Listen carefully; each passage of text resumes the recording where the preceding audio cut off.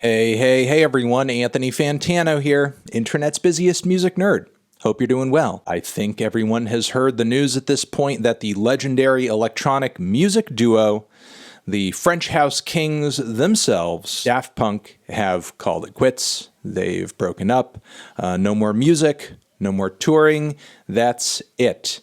So, being a fan of the duo and their music, I thought it would be fun and fitting to come on here since the catalog we have from them now is the catalog we're going to get and do a bit of a casual tier list. Not a lot of records to go over, but still, I think it would be interesting to foster a bit of a discussion here.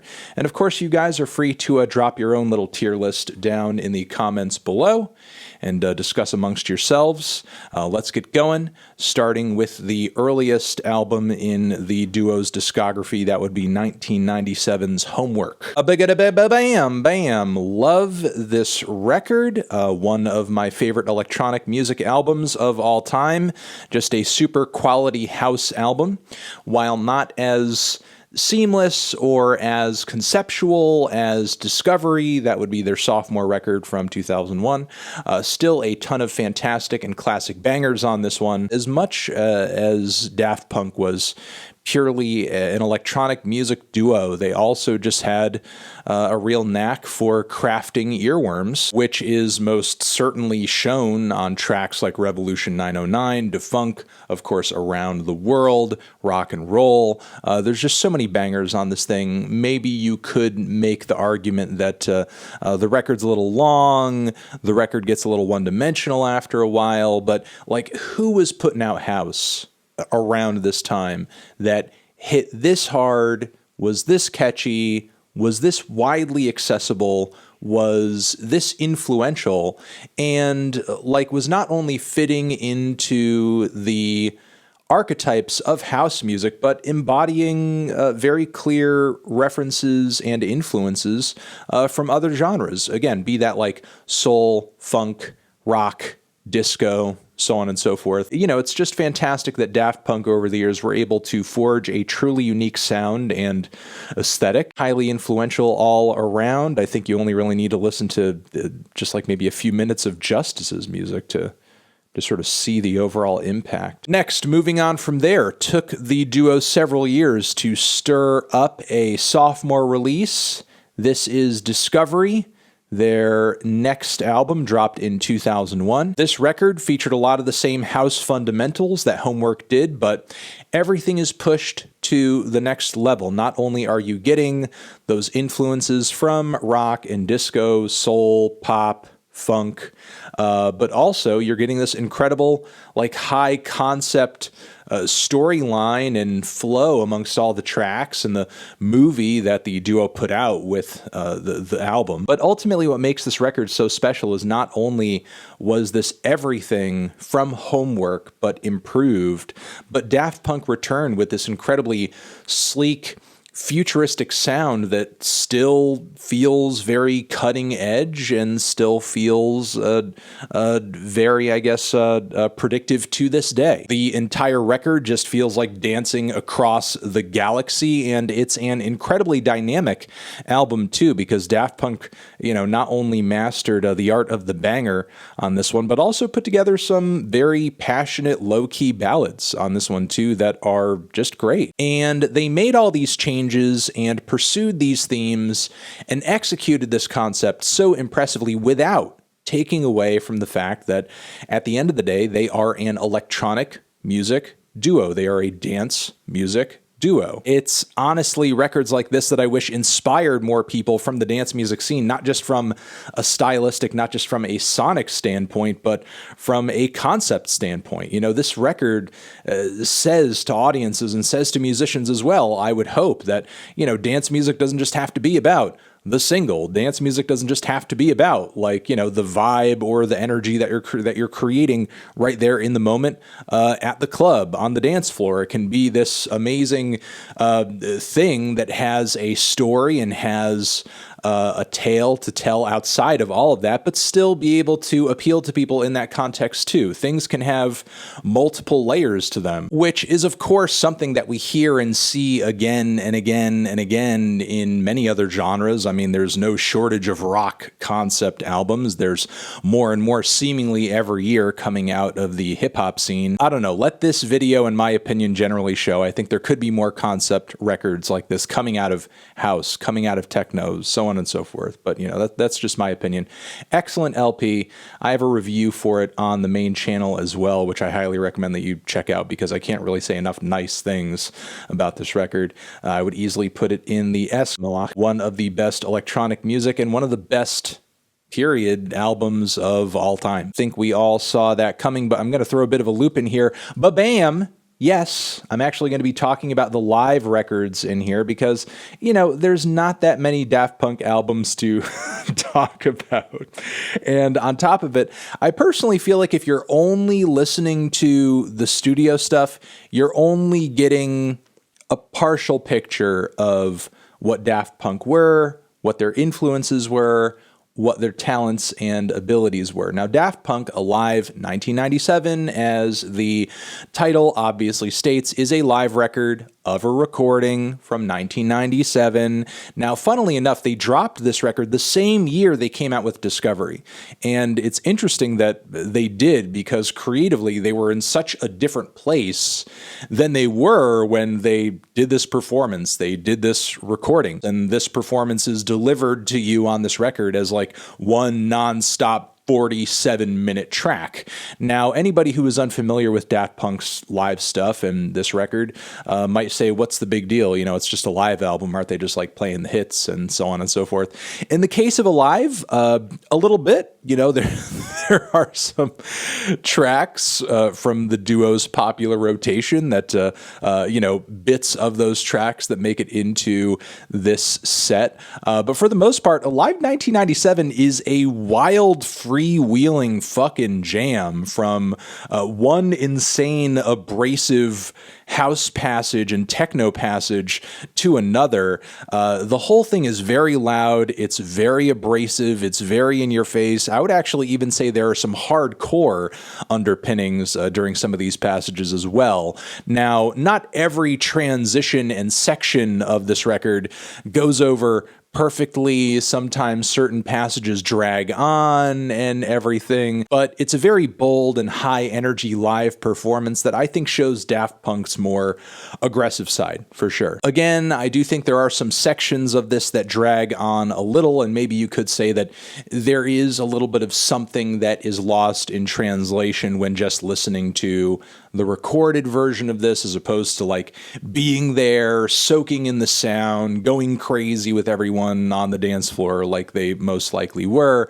But still, I think it is a very entertaining project, and I would say an effective and a cool document of the duo's sound and, you know, live performance style around this time. Moving on from there, let's go to the duo's somewhat polarizing Human After All, which is a record they dropped in the mid-2000s, 2005 to be exact. And this is an LP that, yeah, fans are a little split on. I personally do enjoy some tracks and aspects of this record. I like more what the duo is doing in concept than what they're doing in actuality here.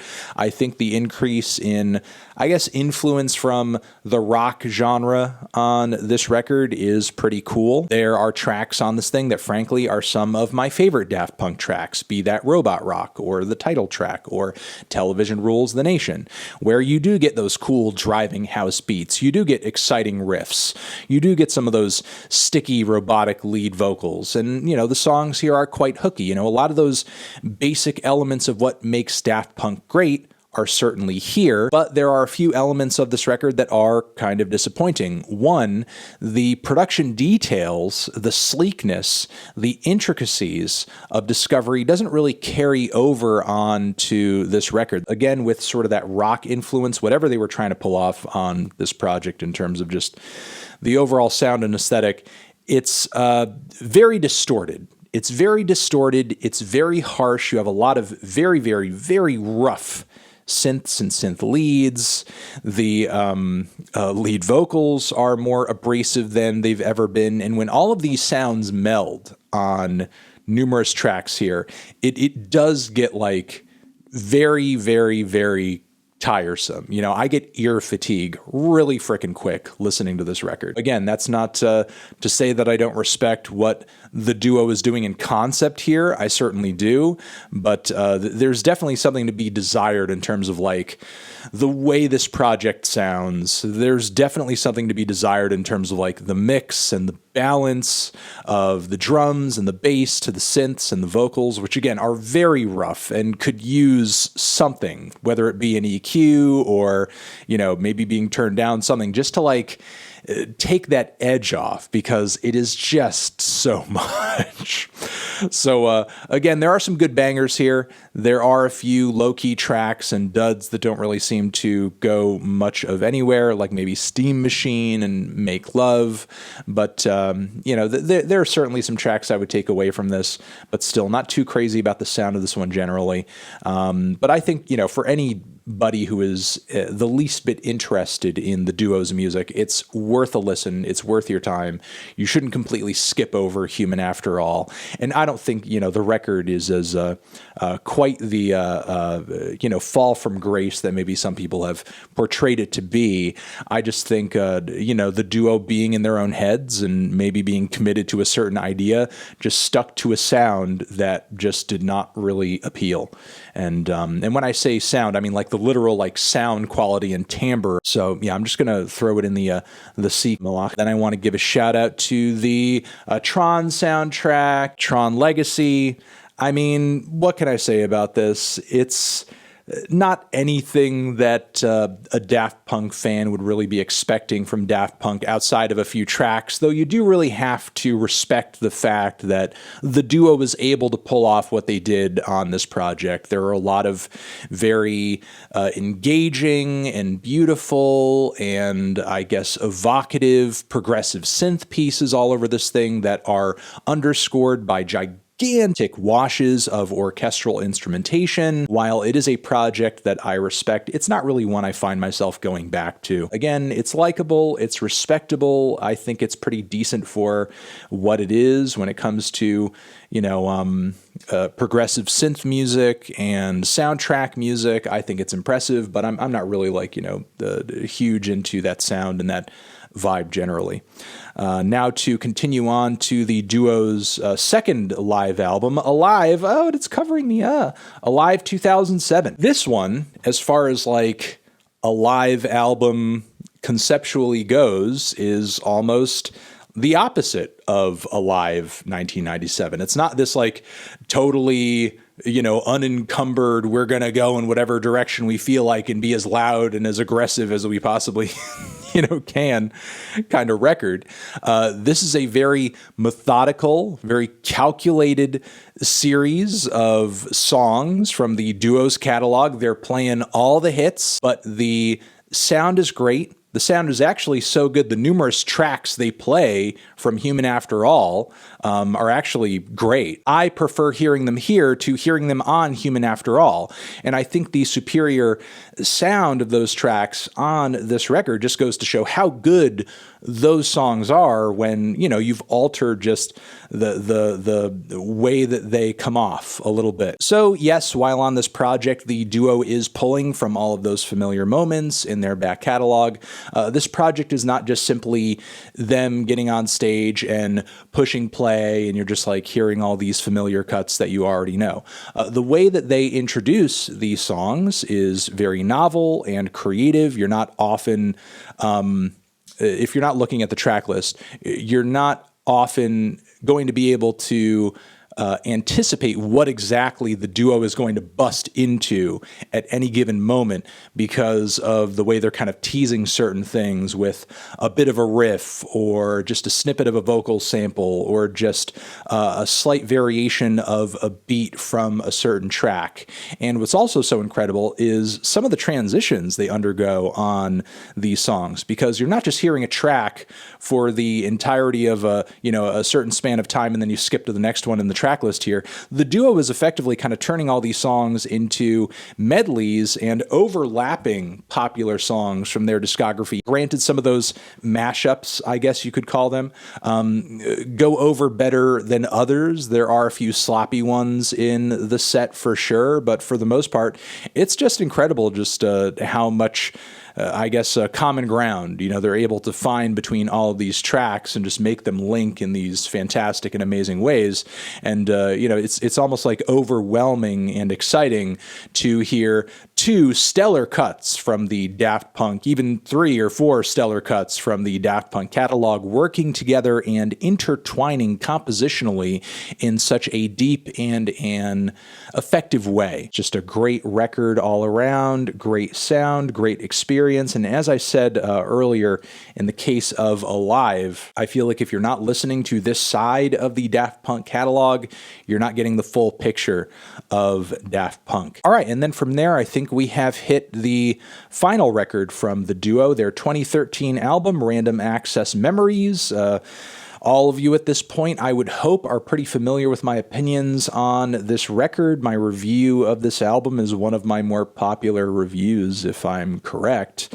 And while there are some fans that are a little underwhelmed by this LP because it's not just a straight shoot of house heavy hitters or anything like that, I think the duo gave us a very fitting, I know it took a while for them to announce their breakup, but still, I think this album is a very fitting swan song because Daft Punk reference back to a lot of those amazing and fantastic influences of theirs, be that Italo disco, progressive synth music, rock, soul, and they embody all of these elements, all of these genres in this wonderful display of a track list that feels almost like just taking a ride through the musical memories of Guy-Manuel and Thomas themselves. There is also an incredible feature list on this project, and they use those features to the best of their abilities. I love, of course, like the high concept of this record. I think the concept of this LP is fantastic. If you're listening to this thing and you're familiar with the duo's back catalog and you're actually paying attention to the musical DNA of Daft Punk's music, they're not just slapping on a bunch of random tracks and a bunch of random genres. It's really like a This Is Your Life of music in a way for the duo itself. They embody all of those sounds, all of those influences very tastefully, put their own spin on them, and do it with super clean, pristine, beautiful, just immaculate production for one track after another.